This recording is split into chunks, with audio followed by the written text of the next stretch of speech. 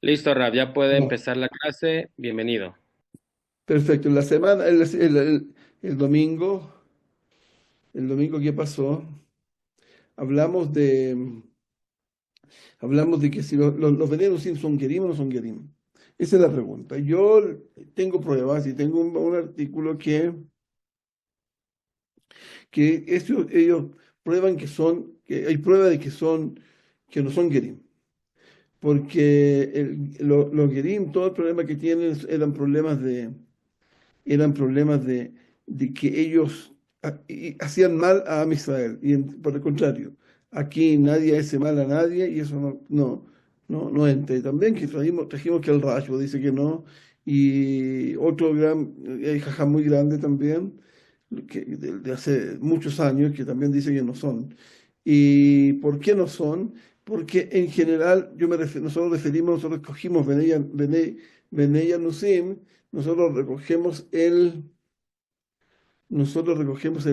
exactamente, investigamos hasta por lo menos mínimo la tercera generación de abajo para arriba. Si la mamá tiene apellido judío español, y si el papá, si la mamá de la mamá y de la mamá de la mamá, y hasta la bisabuela. Entonces revisamos hasta ahí y ahí lo encontramos. Si la bisabuela tiene, estamos listos. Porque ella es lo más arriba entonces las hijas son la hija y la otra hija también es y la persona es. Pero con eso no se puede demostrar que uno es judío. Lo que se puede demostrar es que hay safek, dudas, hay dudas. Y las dudas, esas, ya vamos a ver por qué nos sirve. También hay otra duda más, que el apellido en general aparece en la lista de apellidos del gobierno de España, que los reconoce como judíos y tiene derecho a pasaporte, nacionalidad, lo cual aumenta las sospechas. Y ahora entonces, en ese caso, cuando una persona tiene dudas, en el judaísmo dice, si son las dudas son de la Torá, entonces el lejumbre. El lejumbre significa que, por ejemplo, si yo tengo dudas si dije o no dije Kiddush Shema, yo tengo que volver inmediatamente a hacerla, porque la Torá es Safek lejumbra, Safek Safek de Oraita lejumbra. Entonces, si una persona con los apellidos nos trae Safek, entonces esa persona tiene que cumplir con la mitzvot. Ahora, ¿qué pasa? Que muchas veces la gente viene muy cruda, como dicen, y eso no nos permite empezar inmediatamente a tratarlo como lo que es, pero sí, si la persona empieza, el primer paso es que empiece a estudiar, a estudiar Torah y a llegar a Tefilá. De hecho, ya con 3 meses ahí, se les puede dar aliá y se les puede empezar a todo. Y eso es que obligan a la gente a hacer conversión en el sentido de que tiene que decir bendición o no, eso no puede ser en este caso. También otros que les dicen, mira, no cuides Shabbat porque los goim, si cuidan Shabbat, tienen pena de muerte. Tampoco eso pega entre los venenos, sí, porque ellos la Torah lo está obligando obligando a cumplir la mitzvot, así que tienen que cumplir la Shabbat y todo. Y si alguien le quiere hacer, alguien lo quiere, cuando le hacen la inversión y después quieren que la gente diga bendición, eso no es, tampoco se puede decir bendición porque es Shem Hashem le batalá. Y Shem Hashem le batalá es un pecado grande, muy grande. Entonces, por lo cual, esas cosas hay que saberlas. Si una persona lo quiere, ahora es muy importante también saber, eh, digamos, si dice bajar de batalá y el Señor lo está obligando y la persona, el Dayan lo está obligando y la persona no quiere decir, lo que puede hacer es hacer ¿cómo se dice? Un trick. Él puede hacer como que dijo, Baruch atah a la tevila. Y no se dan ni cuenta, porque están todos muy nerviosos y él dijo y no dijo la bajada de verdad, porque no dijo el Shem Hashem, como se debe decir. Y con eso se la arregla. Y si dijo, la verdad es que no es tan grave porque fue en el fondo era nus. Era en el sentido que él quería quería aceptar la mitzvot, que ya él estaba obligado de un principio, y entonces eso ya, pues, nosotros lo podemos invertir y decir que bueno, que finalmente él lo hizo eso porque estaba forzado. Pero ¿por qué razón? ¿Por qué razón? ¿Dónde hay ninguna bendición hasta la tercera vez que aquí hay un safek y otro safek y otro safek, tres safekot, ahí podía decir, ¿cómo se llama? Decir bendición, pero aquí en lo que estamos nosotros estudiando, aquí es una sola bendición, es una sola safek, si es yudi o no es yudi. También aquí han sido, ellos vinieron por su propia cuenta. No es que salieron a buscarla. No es tampoco momento que los yudim están tan arriba, porque eso se hablaba en otros tiempos y en día todos estamos apenas. Claro, si ustedes dicen que hay gente que son millonarios, claro que es millonario. Toda la historia ha habido millonarios. Pero aquí la mayoría de la gente aquí nadie pretende llegar a ser millonario. Y, y por lo cual uno tiene y la gran pregunta es, ¿por qué viniste para acá? No es que yo que preguntarla, sino que uno tiene que pensar, ¿por qué fulano vino para acá? ¿Por qué vino, no sé, le cabé el Olmo Kuchamayim? ¿Por qué él camina, camina 2 horas para llegar a Shabbat? Cuando la gente hoy en día, nadie está dispuesto a caminar 2 horas ya. Así como la gente se está olvidando escribir, la gente se está olvidando caminar. Y gente médicos y todo tipo. Eso no había pasado nunca, nunca, nunca en la historia. Nunca. Por ejemplo, yo he escuchado de gente que en Polonia o en Lita que trataron que lo rechazaban y después no volvían. Y a uno que volvió y volvió, lo hicieron así como un héroe, lo trataban. De hecho, el Gaón Vilna dijo que lo, lo, lo enterraran a él al lado de esa persona que hizo Gier. Pero ellos no tienen, esta gente que hizo Gier, Gerut, no tiene ninguna evidencia que ellos tengan alguna sangre judía de antes. Entonces, con todo esto, nosotros tenemos que sentirnos realmente, realmente felices con lo que hemos encontrado, porque hemos encontrado nuestra propia identidad. Pero hay problemas grandes con eso todavía, con otras cosas. Las cosas que traen las cosas que pueden ser no recomendables, es que una persona, por ejemplo, viene un rabino ashkenazí y él le hace la conversión. El Beit Din es el Beit Din, Beit Din ashkenazí. Ellos tienen otra forma de entender la Torá. Ellos, por ejemplo, lo alejan, lo tienen mucho tiempo lejos y también, como dijimos antes, hacen cosas que uno está obligado y no pueden decirle no esté obligado, pero el principal problema es que la gente cuando es convertido en general, estoy hablando, por un Beit Din Ashkenazí, el Beit Din Ashkenazí lo hace, tienen como que la persona está como obligada con ese Beit Din. Entonces una persona que es ¿de dónde? De Monterrey, como que él tiene que cambiarse el apellido y ponerse Borenstein y tiene que empezar a hablar en Yiddish. Eso yo he visto jóvenes aquí que llegan con un apellido ashkenazí, pero ¿qué tiene que ver? Yo me preocupo, ¿qué tiene que ver esto? Entonces, él me dice, no, bueno, que los judíos tienen ese apellido. No, señor, los apellidos judíos, mira, aquí está el diccionario del apellido judío. Por ejemplo, los ashkenazim se apropiaron de Arizal. Arizal, Arizal es español, un apellido Luria, el apellido Luria, búsquenlo en los diccionarios que hay de español, y ahí aparece el apellido Luria. Claro, posiblemente él o el padre nació en Rusia. Claro, pero que los judíos fueron expulsados de España y donde pudieron llegar, llegaron. Pero no significa que él es ashkenazí. Ah, porque el apellido de él es ashkenazí. No, señor, el apellido nunca fue ashkenazí. El apellido de la mamá era ashkenazí. Entonces lo nombraban con los dos nombres, Luli Ashkenazi. Pero no porque el señor fuera ashkenazí. Entonces, yo estoy usando las muestras también. existe una cosa, yo lo vi eso, que rechazan mucho a la gente, y uno no tiene por qué está aceptando esa bajeza. Por ejemplo, una vez en Beit Vegan, un muchacho fue de una señora, y que era la señora de un Roy Shiva, y no sé qué problema tuvo. Entonces le dijo, le dijo que él estaba estudiando, y que empezó a estudiar en un cole.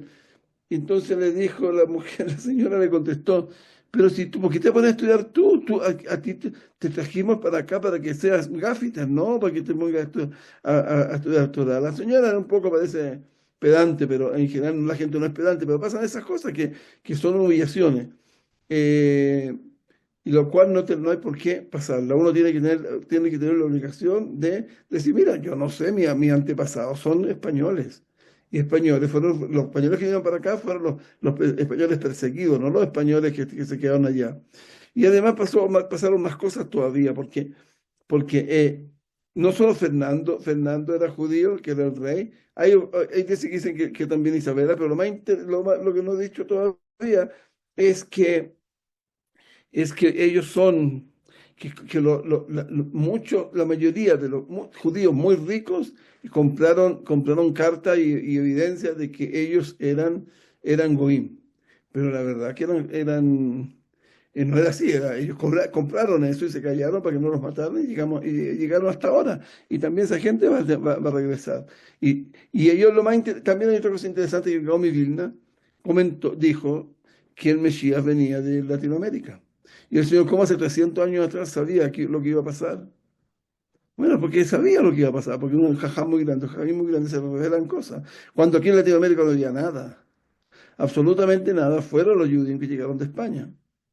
Y bueno, así el asunto pero es muy importante uno entender que uno es lo que uno es. Pero uno de nosotros que se hizo Ashkenazí y se puso a poner tefilín Ashkenazí y todo, no es tan claro que eso es ¿cómo se llama? Es bienvenido, porque está renegando a lo suyo.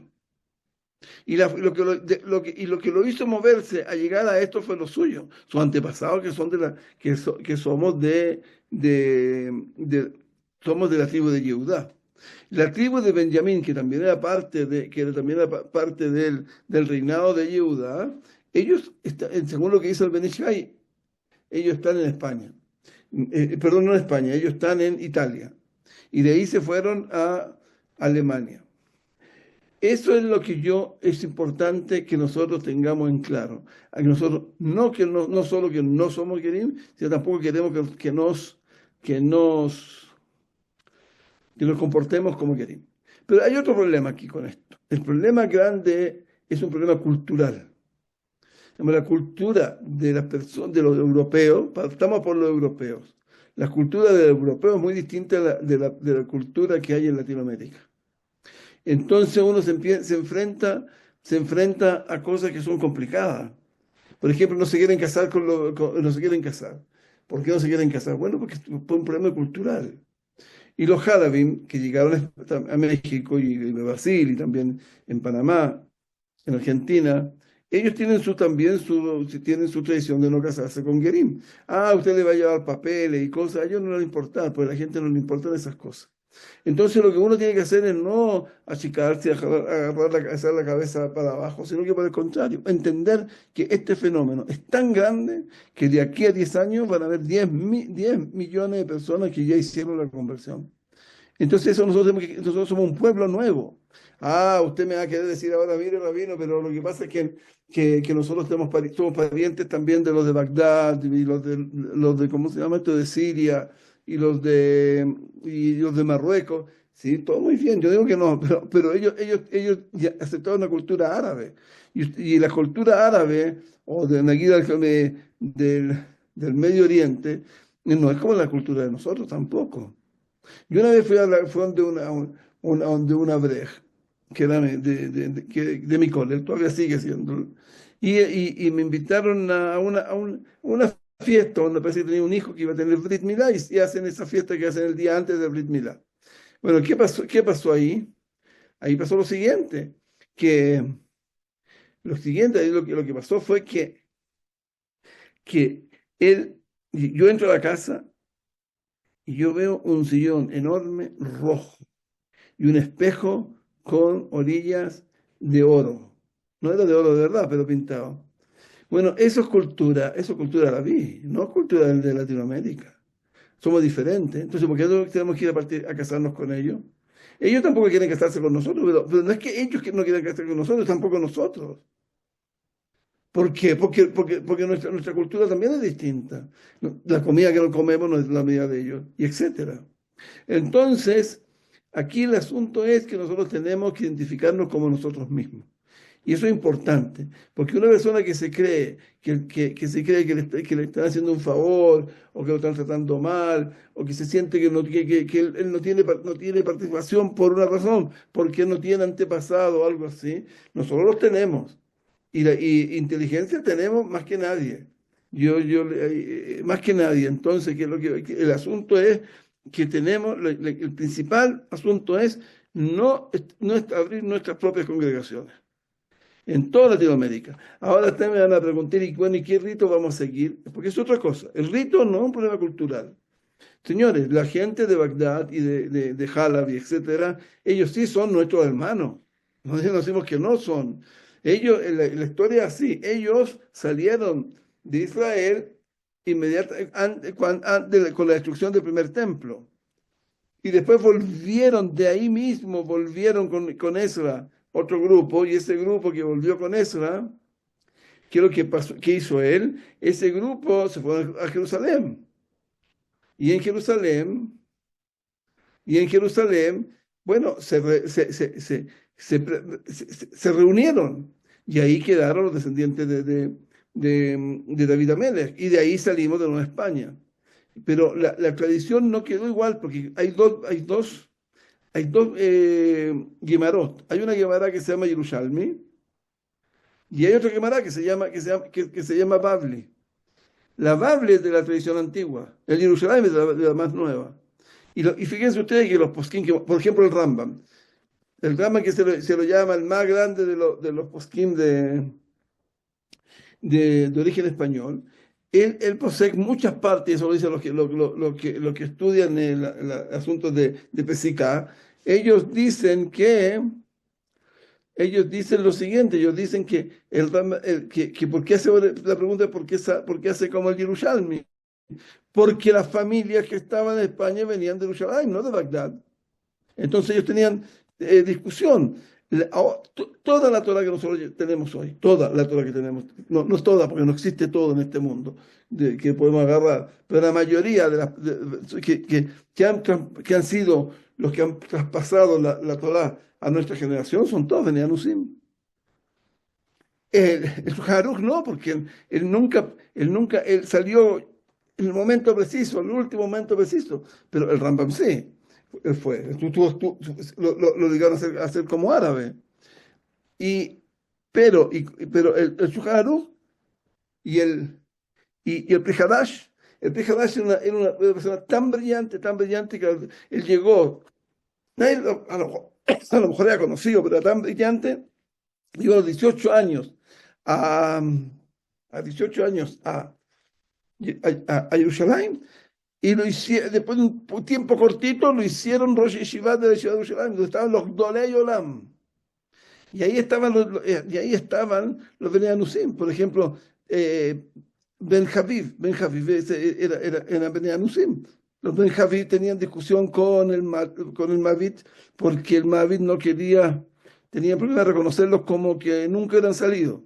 Y una discusión muy grande que iba hace mucho tiempo. Y también el Molko, Arab Molko también era Bnei Anusim.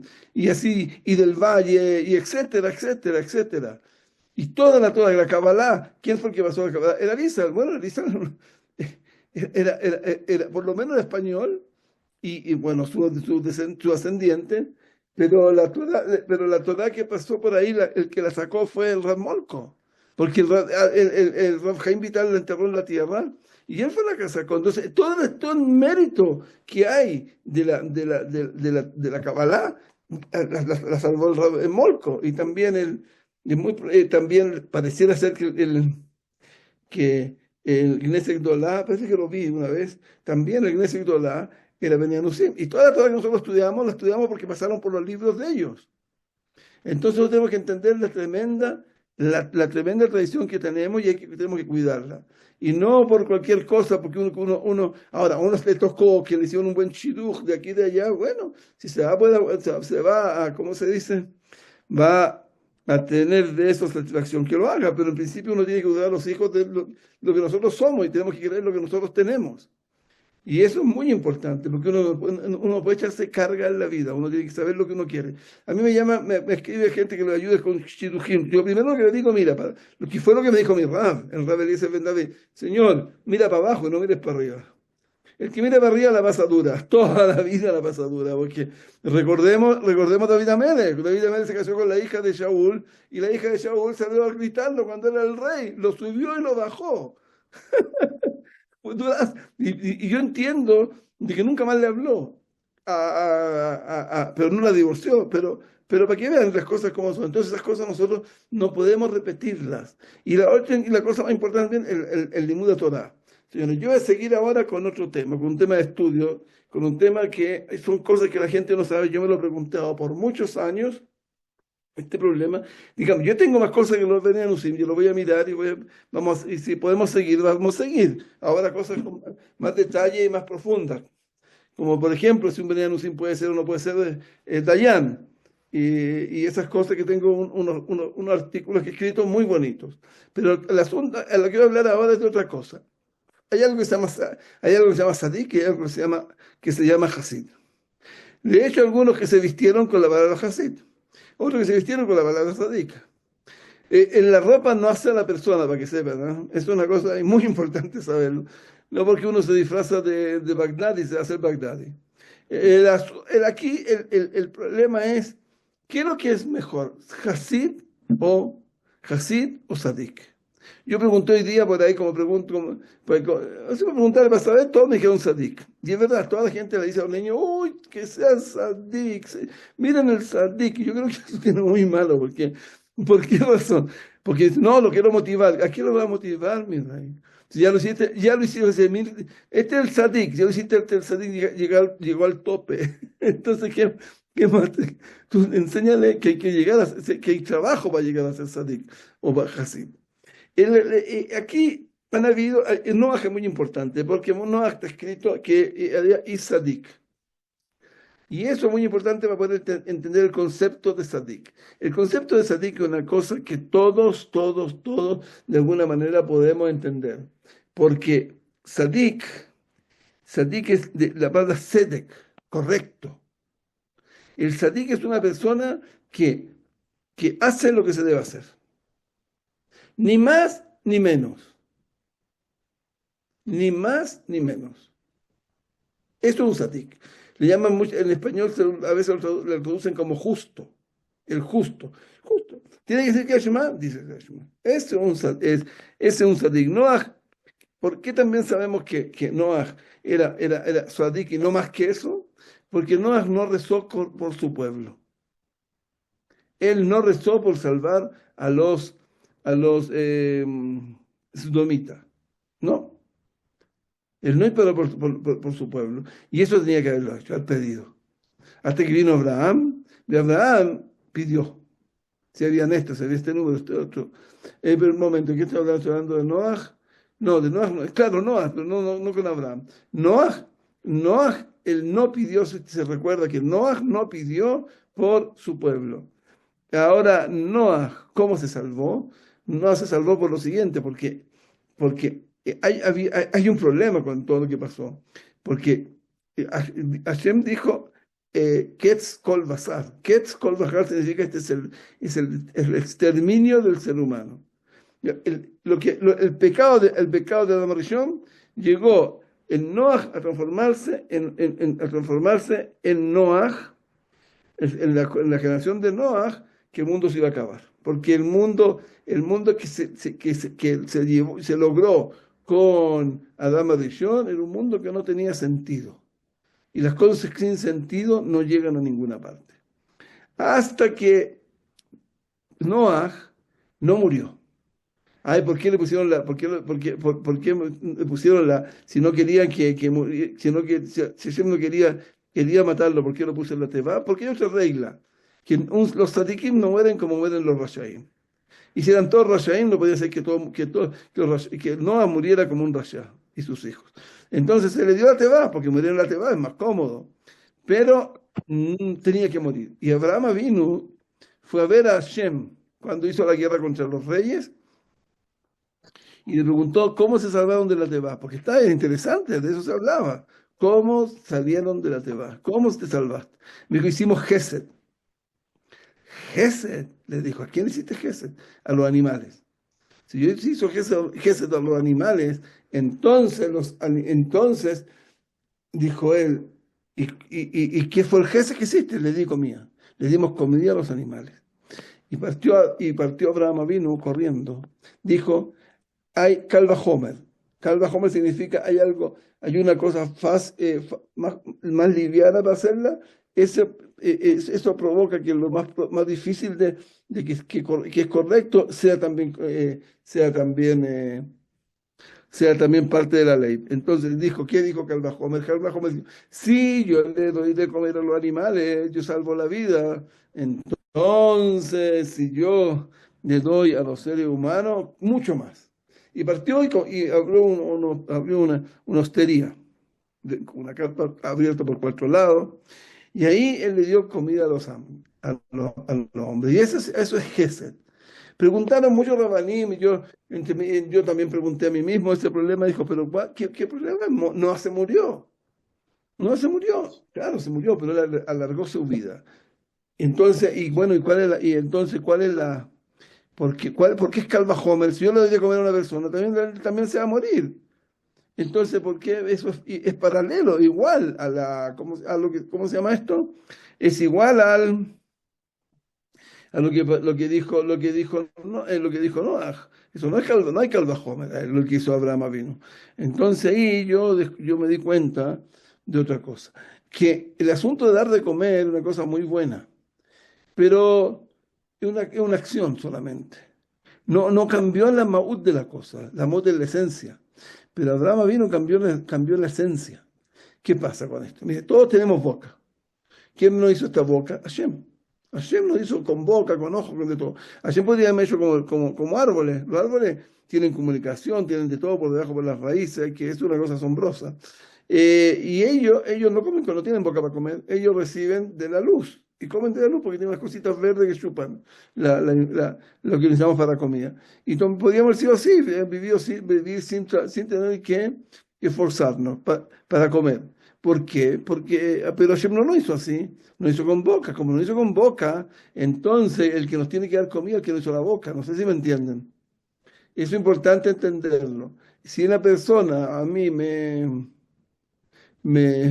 hizo alguna cosa, yo tengo que, si él quiere que la cumpla, me tiene que preocuparse de mí.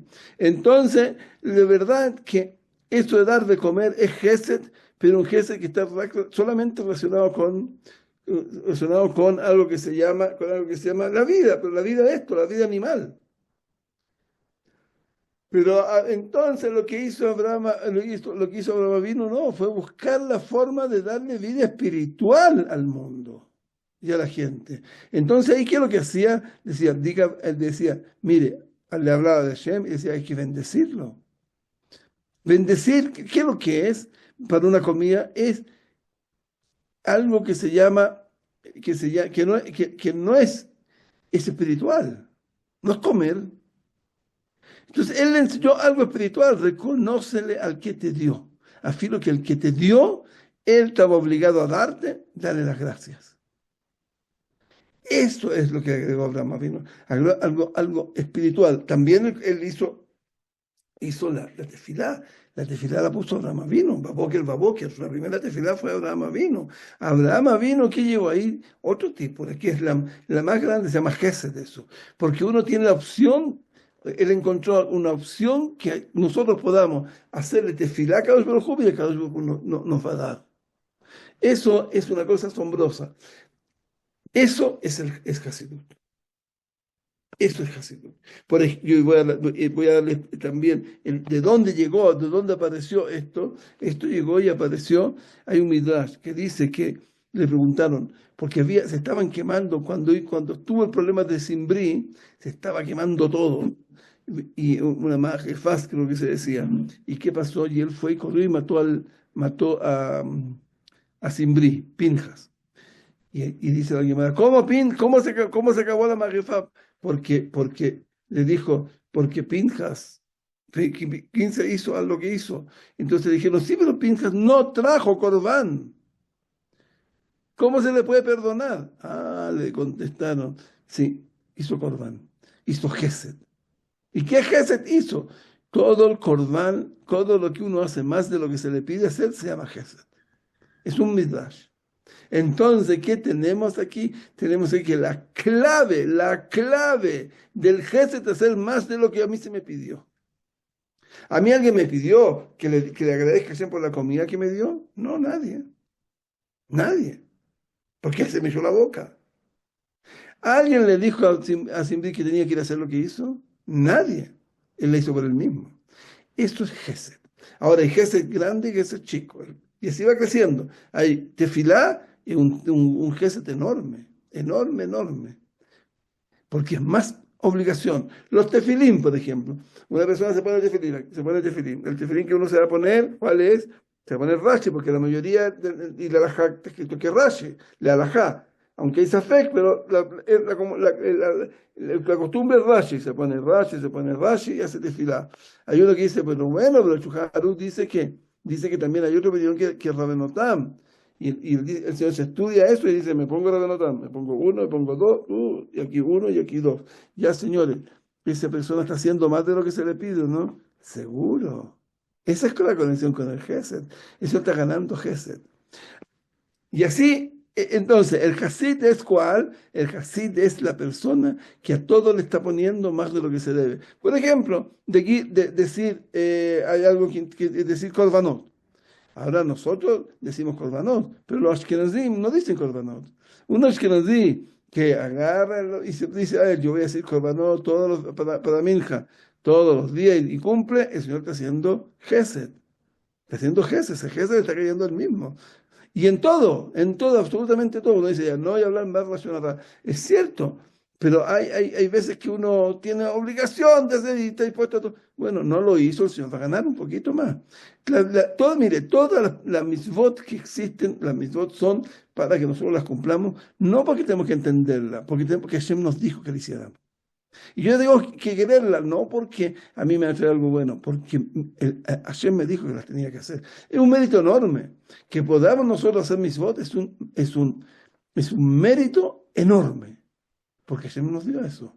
Y eso, entender eso es Hasidut. Eso es el Hasid. No como la gente cree que uno para ser Hasid tiene que tener un Schreimer y ponerse una, ¿cómo se llama aquí? Una batita brillante para los Shabbat. No, señor. Esos son los que están más lejos, los más lejos ¿cómo se llama? De la Hasidut. ¿Quién es el Hasid? El que se siente después de estudiar Torah. Porque hoy en día todo el mundo se va a trabajar. Le dice la tefilá, rapidita, y al trabajo. Señor, siéntate a estudiar. Eso es Gesed. Y ese Gesed te va a llevar a la vida eterna. Pero no solo esto, te va a ir mucho más lejos. Porque en este mundo, en este mundo hay muchas, pero hay dos realidades que son paralelas. Una realidad que es paralela es la realidad que vive todo el mundo. En este mundo nosotros vivimos es un mundo de animales, porque los animales hablan. Pero hay otro mundo donde no se habla, están calladitos todos, los que se callan. Y esos que están calladitos todos están viviendo en otra realidad, porque es una realidad donde el silencio es lo que vale. ¿Y qué pasó aquí? Aquí pasó que Abraham vino, se dio cuenta que aquí también hay dos realidades, que todo va conectado, es todo lo mismo. Aquí en este mundo hay algo que se llama naturaleza. Y la naturaleza existe, completa, tienen leyes y todas son leyes que las puso Hashem. Pero la mayoría de la gente del mundo cree solamente en eso, en la teva.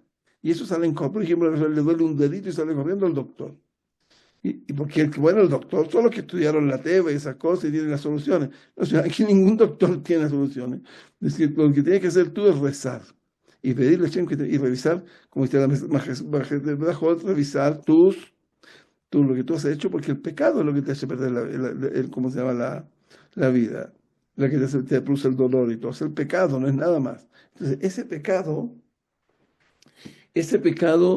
es, ese pecado es lo que yo que puedo sacarle. Voy a explicarme de nuevo. Lo que pasa aquí es que Abraham vino se dio cuenta que la teba era del mundo, pero había algo más. Había un concepto que se llama milagro. La cosa es milagrosa cuando la cosa no se entiende con la teba. Es sobre la teba, sobre lo natural. Y bueno, Nimrod era masón, es que igual que los masones. Fíjense ustedes, por ejemplo, que en la Unión Europea tiene el símbolo de la Unión Europea ¿cómo se llama? Es una torre. Y todas las torres de Eiffel, todo eso, fueron puestos por los masones, porque ellos creen que hasta ahí llega la cosa. Entonces Nimrod le dijo solamente la teba. Ellos traen con esas cosas que hacen, ellos dicen que traen las energías espirituales. Bueno, el Señor, entonces, ¿qué pasó ahí? Pasó ahí que le dijo que no. Le dijo Abraham vino, le dijo a Nimrod que no, que no hay teba, hay milagros. Todo es un milagro de Hashem. Entonces le dijo el otro, no, hombre, tú estás equivocado, estás emborrachado, no sé, pero no estás bien.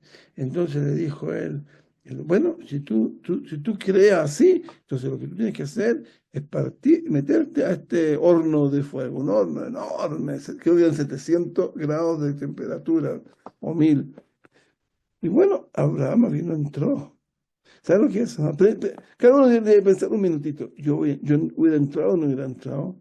Yo no creo que hubiera entrado, pero no sé, no creo. Tendría que tener un acto valoroso muy grande. Pero con eso él venció al mundo para siempre. Con lo que hizo Roma vino, él negó la fuerza de la teba, de la naturaleza. Y que todo este mundo es milagroso. Y eso es el judaísmo. El judaísmo es algo milagroso, pero nosotros nos damos cuenta. ¿Por qué? Porque creemos en la teba. Nosotros creemos. Nosotros creemos en los doctores, creemos en los aviones, creemos en todas esas cosas. A Rabén David recuerdo que una vez estábamos parados los dos en Jerusalén en una calle y vino un bus muy rápido que venía en dirección de nosotros. Y bueno, y finalmente se dio la vueltecita y siguió. Y me dijo, mira, si fuera por el bus, no hubiera atropellado, porque la teba quiere matarnos, porque nosotros representamos algo que está sobre la teba, que es nuestra conexión con Hashem. Entonces, en el fondo, nosotros podemos vivir sobre la teba. ¿Qué vive sobre la teba? Como hizo Abraham vino, entró al horno y salió. Ese es el Hasid. El Hasid era el que dio el salto ese. Eso es lo que dice también la Gemara. La Gemara dice que los Hasidim hacen 3 horas antes de la mañana, 3 horas a mediodía y 3 horas en la noche. Y eso es una locura, son 9 horas al día. Ah, ¿y de dónde viene Parnasá? Bueno, Parnasá viene sola. Claro, así es. Es que la gente cree que hay un dicho que dice que si el que se arranca de los honores lo persiguen. Pero eso, la verdad, también hay jajamim muy antiguos que dijeron esto, que también también con el dinero. Una persona que se arranca el dinero lo persigue. Porque a todo el mundo ve que es una persona que es recta con el dinero, ese señor va a tener siempre buena fama. Y la fama vale para todo, para los shidduchim de los hijos y para todo. Entonces, ¿qué hay aquí? Aquí vemos que en este mundo que estamos viviendo, un mundo de todo es mentira, todo. Entonces, ¿qué significa? Que un mundo que no tiene sentido. No tiene ningún sentido este mundo. Y por lo tanto, nosotros está prohibido fuertemente mentir, porque la mentira es una fuerza de la naturaleza, no es una fuerza espiritual grande, porque para poder nosotros salirnos de esta situación, lo que tenemos que hacer y volver a la realidad milagrosa, tenemos que aprender a no mentir.